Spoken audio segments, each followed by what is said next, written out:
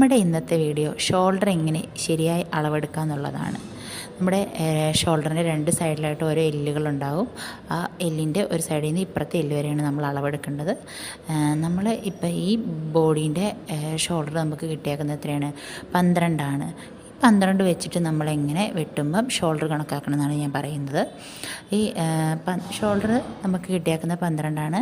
12 shoulder കിട്ടുമ്പോൾ നമ്മൾ dress തയ്ക്കാൻ തുടങ്ങുമ്പോൾ നമ്മൾ ഷോൾഡർ എടുക്കുക എങ്ങനെയാണ്? 12നെ 2 കൊണ്ട് ഡിവൈഡ് ചെയ്തിട്ട് 6 നമ്മളെടുക്കും. 6ആണ് നമ്മൾ ഷോൾഡർ അടയാളപ്പെടുത്തുക. ഇത് ബാക്ക് നെക്ക് ഒരു 3 ആണെങ്കിൽ നമ്മളെന്താ ഈ 6 അടയാളപ്പെടുത്തിയാൽ മതി. ഇതിന് തയ്യൽ തുമ്പ് എടുക്കേണ്ട ആവശ്യമില്ല. 6+1/2 എന്നുള്ള തയ്യൽ തുമ്പിൻ്റെ ഒന്നും ആവശ്യമില്ല. തയ്യൽ തുമ്പ് എടുക്കേണ്ടതെന്ന് പറയുന്നതിൻ്റെ കാരണം എന്താണെന്ന് വെച്ച് കഴിഞ്ഞാൽ നമ്മൾ ഡ്രസ്സിൻ്റെ ബാക്ക് നെക്ക് ഇട്ട് കഴിഞ്ഞ് കഴിയുമ്പോൾ എന്ത് ചെയ്യും? നമ്മുടെ ബോഡിയിൽ നിന്ന് അത് ഷോൾഡർ അങ്ങോട്ട് വൈഡായി നിൽക്കും. അത്ര ഇറങ്ങി നിൽക്കുന്നുണ്ട്, 3 ഇഞ്ച് ഇറങ്ങി നിൽക്കുന്നുണ്ട്.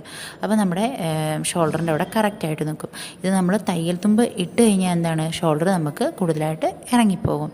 ഇനി ഇതല്ല, നമ്മളൊരു ബാക്ക് നെക്ക് നമ്മളൊരു 4 എടുക്കുന്നതെന്ന് വിചാരിക്കുക. ബാക്ക് നെക്ക് 4 നമ്മൾ ബാക്ക് നെക്ക് എടുക്കുന്നതെങ്കിൽ നമുക്ക് ഷോൾഡർ 6 എടുത്താൽ അത് കൂടുതലായിരിക്കും. അപ്പോൾ നമ്മൾ 3 എടുത്തപ്പോൾ എത്രയാണ് നമുക്ക് വന്നത്? ഷോൾഡർ 6 ബാക്ക് നെക്ക് 4 എടുക്കുമ്പോൾ നമുക്ക് 12നെയും കൊണ്ട് 12നെയും നമ്മൾ എന്ത് ചെയ്യും? 1 ഇഞ്ച് നമ്മൾ മൈനസ് ചെയ്യും. എന്നിട്ട് അതിനെ ഡിവൈഡ് ചെയ്തപ്പോൾ നമുക്ക് എത്ര കിട്ടി? 5.5 കിട്ടി. ഈ 5.5 നമ്മളെന്ത് ഷോൾഡറായിട്ട് അളവെടുക്കുക. ഇങ്ങനെ ചെയ്യാത്തതുകൊണ്ടാണ് നിങ്ങളുടെ പല ഡ്രസ്സുകളും അളവിൽ എന്താണ് മിസ്റ്റേക്ക് വരുന്നത് തയ്ച്ച് കഴിയുമ്പോൾ. ഇത് 6 എടുത്താലും 5 എടുത്താലും അതൊക്കെ അതിനനുസരിച്ച് കുറയ്ക്കേണ്ടതുണ്ട്. ഇത് എങ്ങനെ കുറയ്ക്കണം എന്നൊക്കെ ഞാൻ പറഞ്ഞു തരണമെങ്കിൽ നിങ്ങൾക്ക് എൻ്റെ വീഡിയോ ഇഷ്ടമായെങ്കിൽ ഒന്ന് ലൈക്ക് ചെയ്യുക. ലൈക്ക് ഒരു 100 ആയിക്കഴിഞ്ഞാൽ എന്താണെങ്കിലും ഞാൻ അടുത്ത വീഡിയോ ചെയ്യുന്നതായിരിക്കും.